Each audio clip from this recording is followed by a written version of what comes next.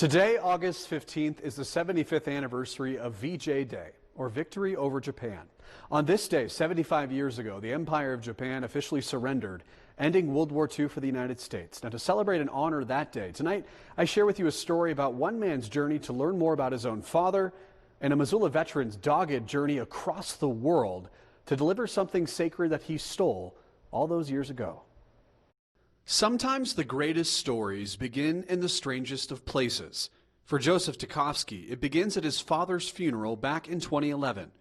Joe's father, Frank Tachovsky, was a platoon commander of an elite sniper unit in the Pacific during World War II. It was hearing the eulogy about his father that piqued Joe's interest, revealing a side of the man Joe never got to see. You could have heard a pin drop when the fellow was finished telling the story. And that's what prompted me to go into his footlocker in the garage and just start looking through things. Joe found old letters, platoon rosters, photographs, and memorabilia, and that all led him to begin a nearly 9-year journey that was finally completed this summer. That journey ends in the form of this book, The 40 Thieves on Saipan. 4 men out of the 40 original members of the platoon were in fact still alive. Tachovsky began the slow, methodical, and sometimes extremely delicate task of pulling out memories from the men who, according to Joe, all still suffer from nightmares of their time in the islands of the Pacific.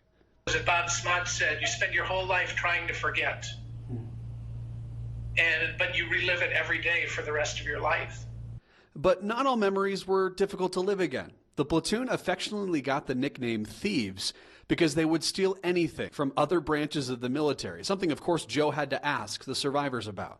I said, did you guys ever steal an Army colonel's Jeep? And he said no. And at that point, I was just kind of crestfallen until he went on, it was an Army captain's Jeep. And we beat the hell out of that thing.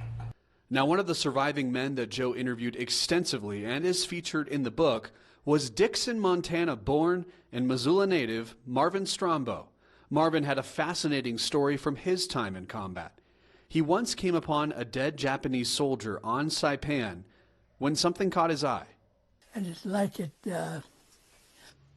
parted him. He had it tucked into his coat, and I barely saw it. And I just about didn't take it. Marvin had found a Yosagaki Hinamaru, or a good luck flag, on the soldier. Now, these flags are sacred to Japanese families.